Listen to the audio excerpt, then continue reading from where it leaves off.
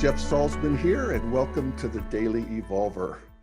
Today, I am joined by David Riordan, who many of you know. He's the VP of Media at Integral Life and the man behind so much of what we enjoy over at Integral Life. So welcome, David. How you doing?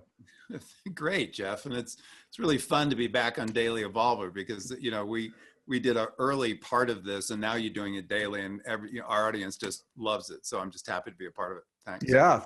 In the first few years, we had a conversation around the Daily Evolver. You interviewed me, and it was fun. Totally enjoyed it. So it is good to have you back. Thanks. David is also the producer of the What Now conference, which I know a lot of you are interested in. 200 of you are coming. It's over New Year's here just outside of Boulder at the Omni Hotel. And it's a major event in the Integral community. We haven't done a conference like this for over 4 years when we did the What Next conference. And the What Next conference, I was just thinking back, David, it was like, you know, Obama was in the White House, all was well with the world. You know, we were all like, so what now? What do we do? We've got this all under control. That's exactly right. And Ken had just started writing again. I mean, I look back on that and go, what an optimistic time that was. You know, I know, and the world has turned. Well, that's why What Now works. I mean, in a certain sense, for all of us, is What Next was really about the now and the future with a very sort of progressive, optimistic view about going forward. And What Now is here we are for almost 5 years later, exactly saying, all right, so didn't expect this quite this way. Right. Now. You know. Yeah, totally. I mean, I think those of us, especially who are into developmental theory, are sensing that we're experiencing cultural evolution at warp speed, maybe de-evolution. But, you know, today Al Franken resigns. I mean, this somebody was saying that the whole Harvey Weinstein thing was exactly 2 months ago. Yeah. You know, and it's just astonishing. And so much, you know, social media and so forth, which I want to talk to you about here in a minute. But I do just want to say, just as a sort of a word from our sponsor, Integral Life, this conference is worth coming to. Consider it if you haven't already signed up. You can go to the whatnow.com website.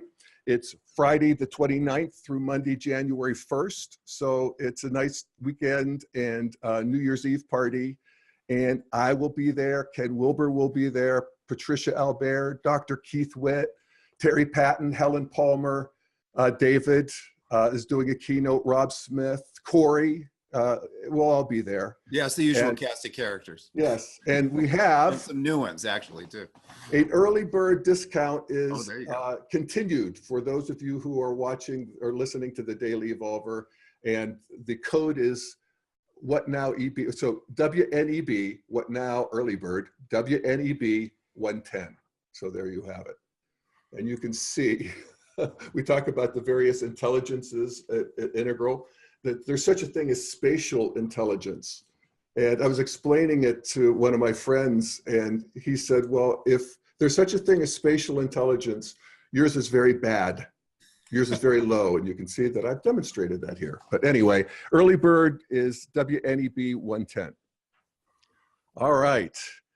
So we mentioned your keynote, David, and one of the things that you know, we're going to talk about, you know, really what's happening here in terms of cultural evolution and where we go from here, and you know, what now. And you have a special interest and passion and intelligence, I think, around this emergence of social media and, you know, sort of the virtual world in general. And one of the things I've learned from you about that is to not be quite so blasé about it as I have been in the past. And I think that part of the cultural evolution we're talking about is this turn that I think a lot of us have felt. David Brooks wrote a column about it about a month ago. Not even, I think it was right before Thanksgiving. It was titled, How Evil is Tech? And he was talking about how even in this last year, we have this worm turning a little bit about the nature of technology, about the nature of technology companies. And you've taught me a lot about this. And you've put out a series of what you're calling dispatches. What are they called? What's my news? It's What's My News, and these dispatches are. I guess we're going to look at a piece of one today. Yeah, I'm going to use them as conversation starters because my keynote is not me talking, for long hours. It's basically bringing up a conversation. I just figured it was much easier to do the videos than me talking, and then that is going to have everybody talk about in the room. What is their awareness of it, and are they aware that what these platforms do, and if they are, then how do they feel about it? Because we all need to make choices about this current environment that we sit in. Yeah, and I'm going to play the first part of one of the dispatches that you put out, and it's so good. I just have to tell you, David, it's fun to see something so well thought out and professional, and it reminds me that you had your career in Disney and in television, and it's fun to see this. So this is from dispatch number 5, and I'll play about 1 minute and 15 seconds. So here it is. As you've probably already discovered, the sources of the news and the way we engage with them is not a simple subject these days. In this dispatch, I'm going to attempt to give you some filters to help you cut through the noise created by these new developments. I will also suggest some ideas about how to alter your personal online habits or get involved with upcoming initiatives that are attempting to protect our data privacy. These proposed ideas would continue to give us safe access to the very useful digital services companies like Google, Facebook, and Amazon offer. The first thing to consider is your opinion of the intentions of these companies. If you assume, like I do, that they have not turned inherently evil as their power has grown, but are simply trying to maximize their profits, there may be a regulatory conversation that needs to happen, in similar ways like we did with other industries like automobiles or toys, in the name of public good and safety. The conversation would involve, at the very least, what permissions we give organizations who want to collect our personal data, if or where our data is stored, who has access to that information and what they can do with it, and under what circumstances can it be shared with third parties. All right, well, that doesn't seem like too unreasonable, except it is harder than pressing that I agree button at the bottom, So, yes, it is. Yes, it is. But I mean, it's later in that video, I bring a bunch of different sources into it, and Tim Berners-Lee, who was one of the originators of the internet, basically said, look, it's really easy. In 2018, there are going to be sort of 3 hot button questions around this whole issue. And one is, we just saw them, get control of your personal data. I mean, know what's being collected on you. And if you can't find that out, then that may make you more wary than just simply having it all go out the back end of your Google searches or your Facebook pages or your Amazon purchases or whatever. So, well, it's one of the things that I really love about what you said in the clip I just played. And it gets to this: do I need to get my arms around it? And I think the answer is yes. And you talk about how you don't think that these people are inherently evil. They're not really trying to screw anybody, but the system is set up so that the bottom line for these companies still is basically the bottom line. It's how much money are they making for themselves and for their investors. And that, it's funny, Corey and I were talking about this yesterday on when I did an episode on the taxes, the Republican tax plan. And it's just, the modernist system where there's a single bottom line and it's about profits, then, these people are really smart. And the way they're going to maximize their profits is to keep us stuck to their platform, and to keep us coming back and to give us our little dopamine hit. And they become very, very good at that.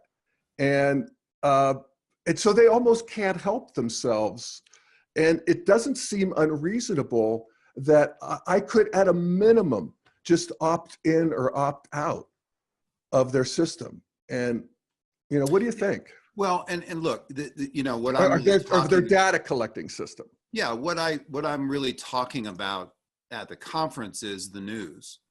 And so one of the things that we see as we all try to manage this reality show that we find ourselves in, and I always say, you know, let's remember that if Integral makes the claim that we're moving to another level of development, we can look back historically and look for you and I, you know, late 60s, early 70s when postmodern came in, you know, it was chaotic. I mean, you know, boomers forget just how crazy it seemed and it was. And so this is no surprise. We're just in the middle of it. And so one of the ways that, you know, I look at stories and, you know, my interest in what are we imagining about the now and the future is with the news. And so if you're trying to get a handle on what you think, what you want to do, all of this, right, as this stuff starts to unfold, the news has always been this one way in real time that we, you know, sort of look at a version of what's happening in the world. And, you know, one thing I'll say about these platforms is that I started out with the question, has the way that I both engage with the news and the sources of the news, has that fundamentally changed in the last 5 years, that now 44% of citizens in the US get their news from social media and entertainers. And that second category is equally interesting. And if that's the case, then what are these platforms? And then, as you just said, they're designed to maximize profits for the corporations. And for those of us that have been tracking this for a while, we said, well, this is a fundamental sea change in the news feeds. I mean, in the way they get generated and why. And the question then going forward, which has now been illuminated by all the questions about what Russia did with the election, is you can see how vulnerable they are to manipulation and fake news and hate reports and all the rest of it, which and is how vulnerable. Go ahead. How vulnerable we are. Well, and just makes it feel like we're polarized, right? We have this meme that we're more polarized than ever. And I don't know whether that, I sort of feel it some days, but certainly when you look at the news, you would see, you know, the cage matches that are going on in cable news and all the rest of it.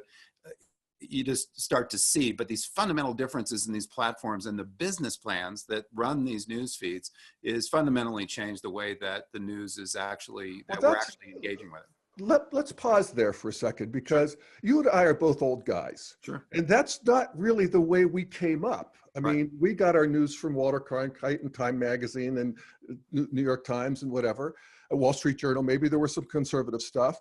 But the idea that 44%? 44% is the latest number, you know, that get their news from primarily from their social media, and then also late night entertainers, as we see Colbert and Jimmy Kimmel and all those people start to get involved. Yeah. And what's really different there, because I go online enough to know what kind of news I can get from my news feed and from my Twitter, and it's news I've selected. You know, it's news I like. It's news that supports my worldview, and I could see that myself. You know, I tape a lot of these news shows through the day, and I tape a lot from Fox, and I tape a lot from MSNBC and from CNN and all over the place. And when I come home, and do I want to watch the Fox News? Not really. I mean, it's actually a little stressful for me because it goes against my worldview, my natural sort of liberal worldview. And I kind of want the news that feels better. And that's just so fundamental. Sure. And so if we get ourselves in a vortex where we're really just exquisitely selecting the news that makes us feel better, wow. Yeah. Well, and look, I'm not trying to romanticize about where news has been, you know, in our lifetimes, right? So you start off with the three networks that were this big social gathering around dinner time, at least in the US. And then you moved into cable news starting in 1980 and all that explosion of the 24/7 news. And all of those platforms, I mean, I'm not making an argument that they were objective, you know, they weren't. I mean, and they were advertising driven because, you know, and this was the old adage that if it bleeds, it leads in the news, when you sort of asked yourself, why is it that when the news comes at me, there are 5 murder stories or train crashes or this, and then there's a funny dog story at the end. A lot of other stuff happened today. Why is that? And you go, well, there's the psychology of what we can't take our eyes away from, right? So that's all been there. Although I will say that, you know, one of the things I was reminded of when I was doing this thing, that Walter Cronkite, who was really the face of that network news era, yeah, he was considered the most trusted man in America. right. Now you compare that to what we think now, and it doesn't matter on your persuasion whether you like Fox or MSNBC or Facebook news feeds, and you look at the trust levels. I mean, they're almost at 0. I mean, for all of them, right? I mean, in a certain sort of sense, depending on who you ask.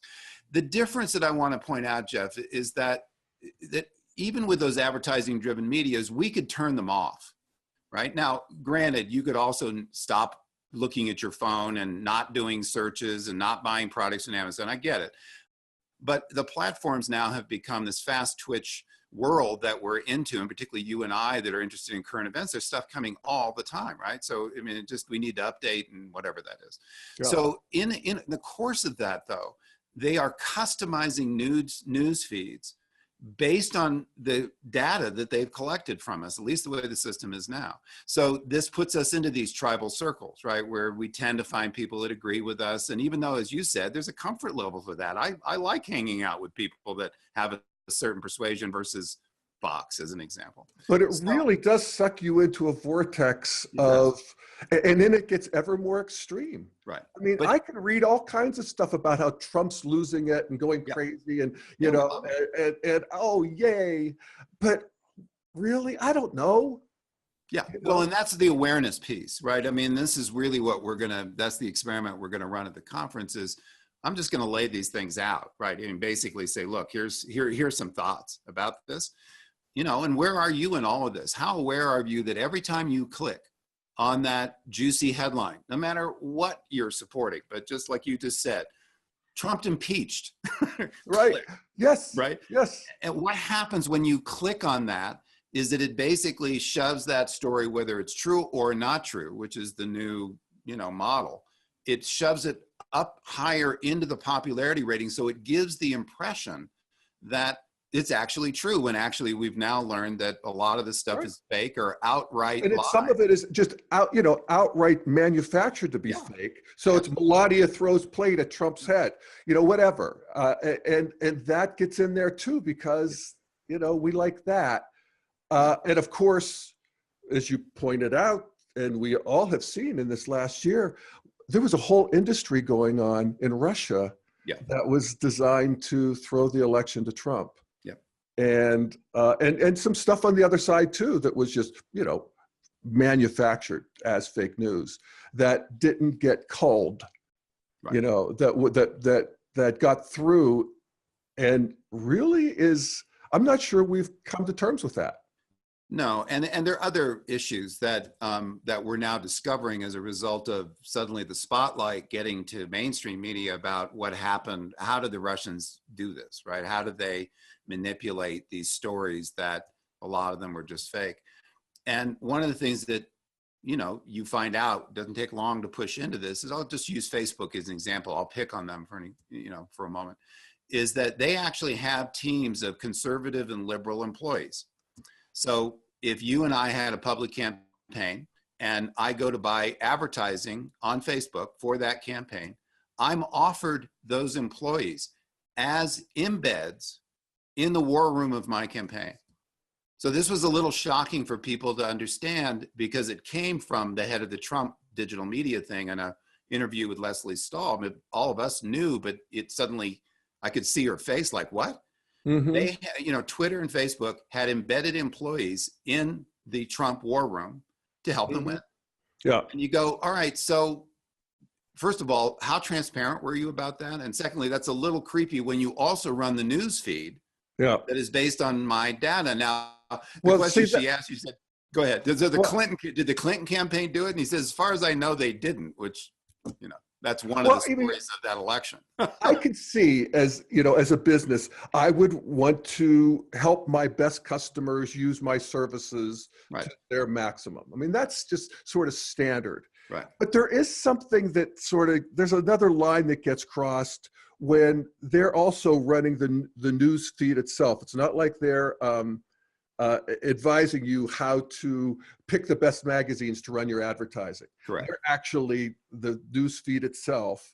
And then, well, and then again, they're not. And look, I'm not picking on, you know, oh, terrible, the Trump campaign did that and Clinton didn't. I mean, Clinton probably would have been smarter to do it. Well, totally. But I'm just pointing out that is this is a sea change in terms of the way that news and the interaction with the news works. And one of my original question, has it changed in the last 5 years? For me, you know, the answer is yes, yes, yes, yes, yes. It's changed massively. And then this brings up all the other questions about these are no longer neutral platforms of the way they were originally presented, just a nice place for people to talk or a nice place to search. They are now driving forces in our cultural conversations, political conversations, economic conversations, and whatever is deemed popular, whatever is deemed, what pushes things up the list, whether they're real or fake. And this is one of the problems that they're all trying to address, they say at this point, but certainly a big problem in the election. Whatever that is, that suddenly starts to frame the conversation in some very sort of strange ways that can give you false impressions really about what's happening in the mainstream, right? Yeah. Yeah. And then if there's also the issue, and this too I've gained an appreciation for it in the last couple of years, of the depth and span issue of the internet. Right. How it is an amazing thing in terms of span, that you can read everything about everything, you can see videos from everywhere, you can learn things that you can't imagine, you can whatever, it's all out there.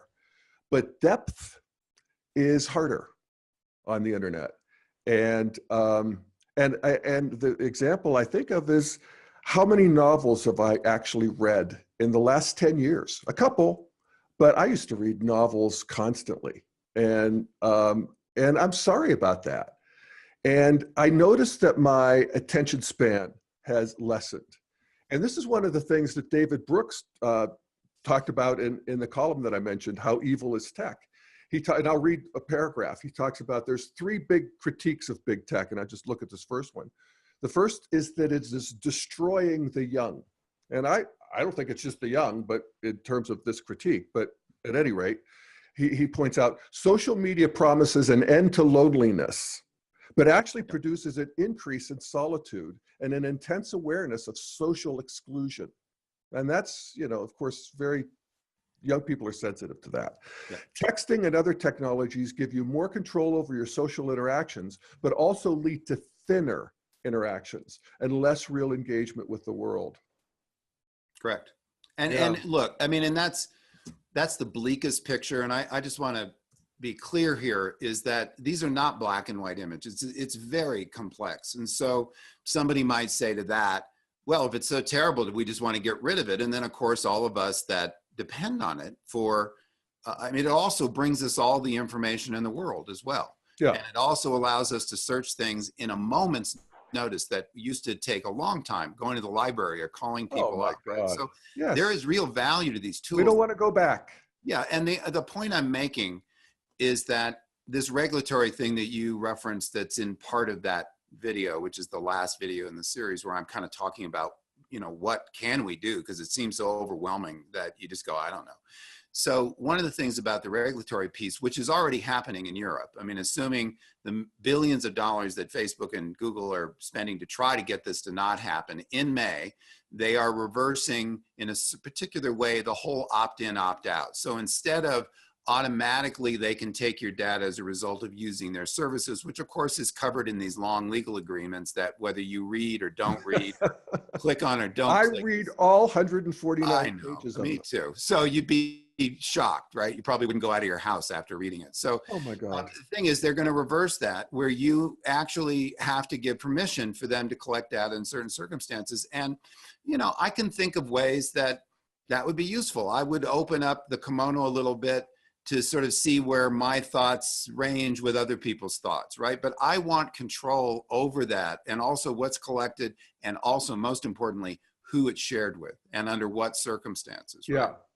And these are just, this is, I kind of made a little bit of a joke in the video that it's a safety, public safety issue, but it is. I mean, to a certain extent, when we see the suicides and some of the things that you pointed to, and certainly the increase in violence as both tribes get off on each other and clash and all the rest of that, it just, these are just common sense things that we're going to want to do. And here's the interesting thing, and there hasn't been a lot of study on this, but there have been some beginning studies coming out of Europe where they have had this for a little bit. And, so one of the questions was the business plan of Yahoo or Google or Facebook affected by the fact that we had to give them permission? And in fact, what they found, and these are by no means comprehensive, but they're just small little inklings, but it makes common sense when you think about it. In a relationship where you actually trust who you're sharing your data with, you will probably use their services as much, if not more so. Yeah. Because it's so rare these days that we trust anybody at these big corporations about what they're doing with our information or who they're selling our emails to, that if you could actually develop a trusting relationship with them, my guess is these platforms, because they're so established, are going to continue to make billions of dollars of profit anyway. No, they're providing at this point an essential service, and we don't want to turn back. But it doesn't seem to me, as I said, unreasonable for that list that I just put up there again. Permission. Well, it isn't. It isn't. But you're gonna see a lot of promotion, shall we say, of opinions that.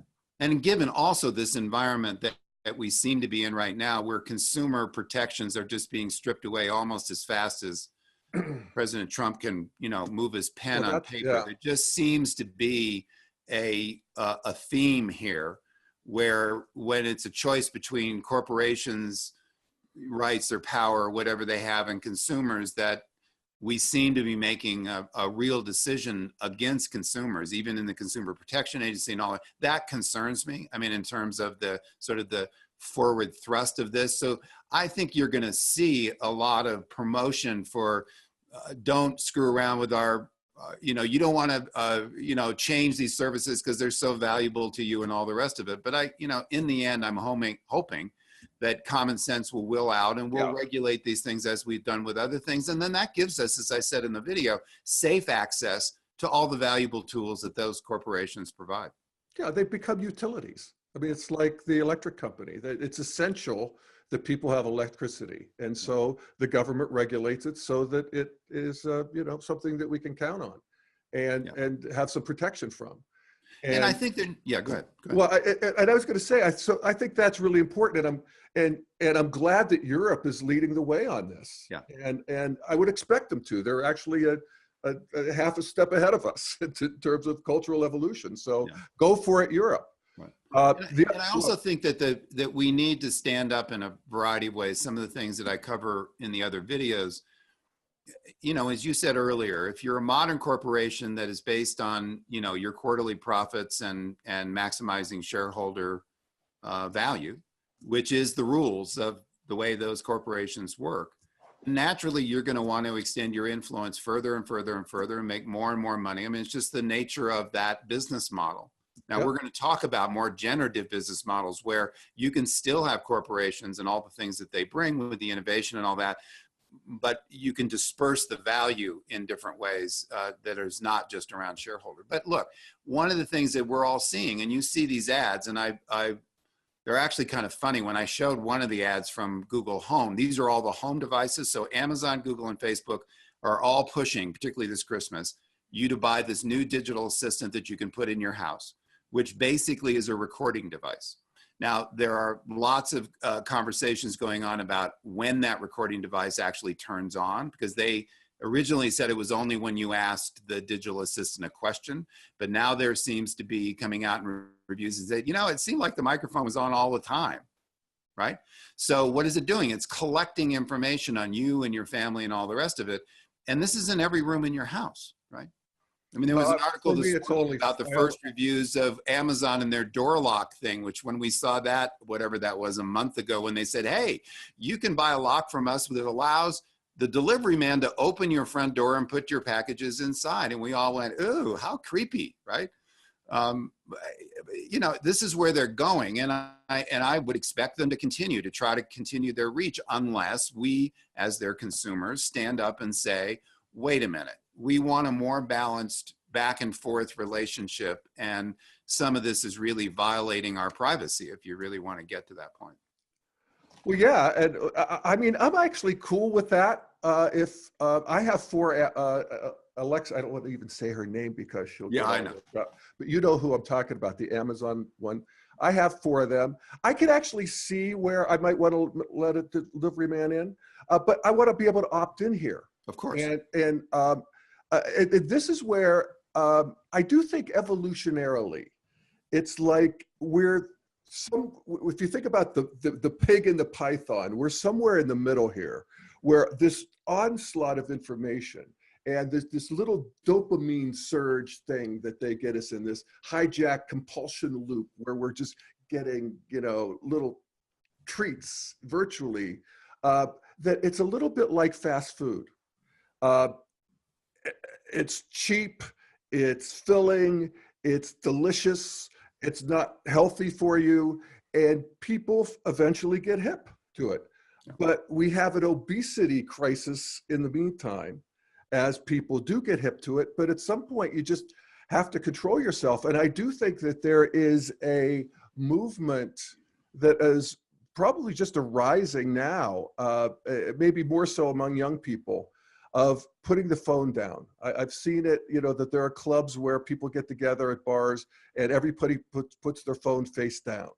And that maybe we have a day without technology. That's our new Sabbath. What do you think of that, David? A new Sabbath, where we turn everything off. I mean, look, this is where we need to make personal decisions. And certainly you and I are going to feel differently about that as boomers versus millennials that basically grew up with these amazing thumbs. I mean, when I watch our son, who's 26, you know, operate these things, I mean, I go, this is an evolutionary something, an advance. These thumbs work in ways. They're augmented intelligence now. Yeah. So, you know, the whole thing about that is that this is really what we want. We want people to make choices and become, you know, more aware of, you know, what they're doing. And just, you know, even just survey it. I mean, I'm not putting this off on other people. I notice it with me. I mean, partly because I'm so interested in all these stories, and partially because I'm into this right now. So I'm starting to watch my own habits, and I go, man, when that little alert goes off, there's just a little part of my brain that just has to go look at it right now, no matter what. I mean, how exciting. Of a conversation, it can be watching television. I completely change and say, oh my God, you know, Al Franken just resigned, right? Or, oh, look at the fires in LA. I mean, so we see this, right? And so that's really what we need to ask ourselves is, you know, where is my level of awareness around that, and what is okay with me? And then try, you know, it's one of the things that Tim talks about you can do is you can basically cut down on your Twitter and your you know, your participation in Facebook or whatever, and just sort of see if that makes your life a little calmer, you know, rather than agitated all the time, for sure. Right on. Yeah. No, well said. I like that awareness of what we're doing and what's okay. Yeah. And I think just, you know, bringing that awareness online helps us make decisions. That's always sort of the engine of growth. So. Now, one of the other things that I go into in this series that is another feature when we look at this as the news is, I mean, of course, we've talked about the bubble, you know, phenomena, that it tends to put you into bubbles with people that agree with you. Right. There's another phenomena, though, that I'm watching, and this isn't just on the social media platforms, it's also on what's going on in cable news right now. And this is this false equivalency argument, which basically says, we've always had fringe opinions out at the edge of the, you know, what we would call the mainstream conversation. But those fringe opinions were always there. I mean, and they were always, well, no, I want to say that, you know, a lot of them are hateful, and it can be the left or the right, doesn't matter really, but they're very extreme, and they sit out and people make up whatever story they're going to make up, try to make meaning of the world. But what we see on cable television with this new opinion-driven, not so new, opinion-driven format where you have all of the panels, which we see for endless numbers of hours, and you look at the, in quotes, experts, which by the way are paid for either by the network. I mean, these people are not independent. They're either representing a political campaign or, you know, a corporation or whatever. They're paid for opinions where it seems to be this conversation among perspectives. But one of the things I noticed even around Charlotte is that, you know, a lot of hubbub, and rightly so, around, gee, there seems to be a resurgence of the American Nazi movement in the United States. And so I you know, because it just seemed like it was suddenly a mainstream conversation about all these young men that were converting to Nazi beliefs. And you just go, this is just bizarre considering that we fought a war over this. And even the most conservative person would not be crazy about Hitler or whatever. So I looked into the numbers and you know, once again, we just have to be reminded. So Ku Klux Klan, American, you know, that end of things, American Nazis, whatever, 3 or 4 years ago, were literally dead online. There just weren't that many people, right? And now you're sort of saying, well, there's been an uptick in people joining these movements. And you go, well, but exactly how many people is that? And in the American Nazi, the stuff that I looked at a couple of weeks ago, it was about 1,500. So that's a big change from 0 to 1,500, sure, but it's still 1,500 in a country of how many millions of people? 330. And it gets presented as if this is coming into the mainstream and this is a real problem, and both sides, you know, immediately go into their polarization about how this is or that is. And I think that's another thing we have to become aware of. I mean, I actually, when I see somebody on one of those panels, I actually want to know their credentials. And if they're a blogger from Dallas, as opposed to someone that has 20 years of government service, I want to know that, because in a sense, their opinions are being equalized, and they're not equalized in terms of expertise and anything that I would be looking for, you know, to look at my own opinions about. What you're saying, you know, to bring more awareness to this, you know, check out what we're doing, what we're seeing. Don't just be a, you know, passive receptacle for this stuff. Yeah. And so that's another feature of it that is new. Yeah, absolutely. No, and that's interesting to hear that it's 1,500. I mean, that surprises me for the low number. But boy, do we get all worked up over it. And, you know, I have to think that there's some sort of karma we still have to burn around it. You know, I don't know. But well, you're right. We again, do just get riveted by it. It goes to the polarization issue, right? Because if you make a general statement that American Nazis are on the rise, right, then the right and the left, or whatever the tribal dog whistle you're listening to, then immediately has to have, you know, a perspective about that, right? Right. So as an example, we're not going to let them parade in our town, the progressives would say. And then the other people would say, yeah, but that's a definite First Amendment. Right. Yeah. Right. Yeah. And you just kind of go, and so we're off and running, and hours of prime time cable programming news is spent, you know, basically washing through these things and out of all the other things that we could be talking about, an inordinate amount of stuff gets spent on, when you really look at it, you say, well, how big an issue is this really? Not that I'm wild about American Nazis on the rise, but how many people actually is that? How big a problem is that as compared to some of the other things that are taking place? Yeah.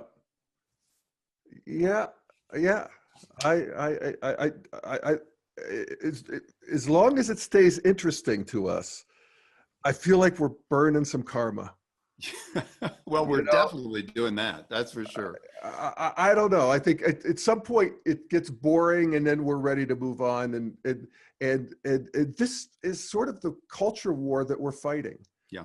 And you know, maybe it's just right on schedule that we're fighting a culture war. It may be, because you know, at least we're not hurting each other with clubs and well, yeah. I mean, if you were in the middle of one of those sort-ups, you know, that happens on the street, it may be happening more often if this continues to drive people into the street. Still, I mean, by any historical standards of war. Oh, no question. No question. But I mean, afraid to go out, you know, on a street, urban areas and things like that. I mean, I go, this is, I don't want to say it's new, but the level of it, you know, seems, and I will say seems, by taking in the news, seems to be at a higher level. Now, whether it is or not, I don't know, but it seems like it is. Right? Well, it's interesting because you're right. It does seem that way. And then when you look at the numbers, I'm not so sure, but I don't know. You know, well, and one of the other issues that, and you touched on it in the beginning when you were talking about the corporations, and we're going to pick on Facebook and Google and Amazon just because they're the three monopolies now that just are overpowering platforms. Yep. You know, if Trump hadn't been elected, let's say Hillary had instead, my guess is this was the conversation about wealth disparity, about corporate power, about protection of consumer interests and all that. That conversation was coming anyway. I mean, as much as Trump can seem like the poster boy for the corporate president or the corporate states of America, as much as, you know, because I'm a businessman and this is the way I do things. And certainly some of that may be true, but this is the larger cultural conversation that we're going to have. And we've had it other times in US history in terms of when the union movement arose. What was it reacting to? Well, it was reacting to bad working conditions and children in sweatshops, because what were they? They were all American corporations just making a buck, right? And so the union, and it was violent at times, the union rose and said, no, we need to have a more balanced relationship around work and, you know, all those things. And my guess is, particularly when I, you know, look at movies and television, this is, we are presenting mostly a dystopian view that has some sort of corporate feudalism theme to it with resistance, you know, and that's what makes the movie. And the interesting thing is that even if we see the resistance successful at, you know, taking somebody out or, you know, solving a problem like that, we don't see what happens afterwards. And I think that's really up for us progressives to do more work on. It's really easy to, you know, look at abuses of corporate power and point our finger and say, this is really dark and it's evil and it's taking us in certain sort of ways. But I'm actually more concerned about us progressives standing up and actually offering, which Integral certainly could be a part about, a different perspective and vision of what we're working toward. Not that it's going to be either or overnight, but which way is it leaning? What is a generative discussion around economics or politics as opposed to an extractive conversation that we seem to be in now? Well, and if I may say, I mean, this is one of the things that where the internet is just been invaluable. Yeah. Look at the virtual Integral community. That's where a lot of the action is. It's where most of the action is. And people are absolutely sorting out what's next, what's new ways of thinking about this. It's what we're doing in the Daily Evolver. It's what you're doing at Integral Life. And just actually to wrap things up, if I may, because we're at the end of our time, you know, I offer that as just an invaluable cultural evolution in terms of the cutting edge, if Integral is indeed that, and I think it is. And then there's also what we're going to experience together over New Year's, right? Which is getting together in real time and real space, and there really is an X factor about Integral people getting together, and you know, we talk about tribalism. It's our tribe. It is something about it that is, you know, beautiful. As you know as well, in our community, there are, you know, after the election, I mean, I remember we got those letters at Integral Life that said, why are you guys assuming that none of us voted for Trump? Oh, yeah, right. Right? Totally, yeah. So it's, yes, it is. And I'm happy that everybody's showing up. And by the way, we're also going to have probably a much larger global audience this year, because we will offer a virtual streaming version that you can do from the comfort of your home, and you can watch all the main presentations, and that offer will be going probably out by the time we talk about this. So that the 200 people that are showing up in the room that are making a long trek to get here for New Year's is going to be joined by, I would say, 3 times as many virtually. So we're going to have, you know, lots of opinions around the world, because we get a little bit too US focused sometimes. And we have some remote speakers coming from London and from a number of different places. So those are people that are going to be coming in remotely that actually won't be in the room, but we extended to them because we wanted some other opinions. So it's going to be, as we say, it's going to be really interesting, because designing this conference and working with all of you to sort of bring it into play, we've said for 6 months that we had no idea where we were going to be in terms of the culture or individually by the time that New Year's rolled around. Right. And we can already see that, because if 3 months ago I had said to you, here's the story that's going to break, Jeff, it's not going to be North Korea, it's not going to be the Middle East, it's going to be that women actually are going to be standing up and taking down powerful men across a number of industries. That's going to be on the cover of Time magazine. I think we probably would have said, well, that's interesting and great, but can you imagine that happening? That's been going on for years, and everybody just kind of does it. Well, look at the power of it, right? And yet here we are. And here we are. So I'm not saying that we've got, what, 3.5 weeks? You and I, when we stand on that stage opening night, and you're going to do sort of getting us into the room in the current state of the news, among other things, who knows what we're going to be talking about, and everybody's just going to have to keep their knees loose, because we have no idea where this is going to go, right? In terms of what we're actually going to be reacting to and paying attention to, and then trying to find some way to manage it. Yeah, right on. But whatever it is, we'll get it all figured out. Yeah, or at least we'll have the shifts. We'll have, we're hoping that we're all going to go home from that with just some ideas about what shifts in us as we practice differently, right? And that will be very useful, because 2018, my guess is not going to be any less than 2017 has been in terms of things to deal with. Yes, we do. So this is the integral life practice tested to the max, and so we're hoping we can send everybody home with some suggestions about how to remember that. Right on. Well, thank you, David Riordan, for joining us. And check out the What Now conference. Yeah, and they can go to integrallife.com as well, and I think it's the second thing at the top, and you can just click into it. That'll take you to the page as well if you want to actually join us, or sign up for the virtual streaming piece. That'll at least give you some idea of what's going on in the room. Right. So hope to see you there. You will. And thanks again, David. Thank you, everybody, for listening, and see you next. I guess I'll see you on Monday for the next Daily Evolver. Thanks, Jeff. Bye-bye.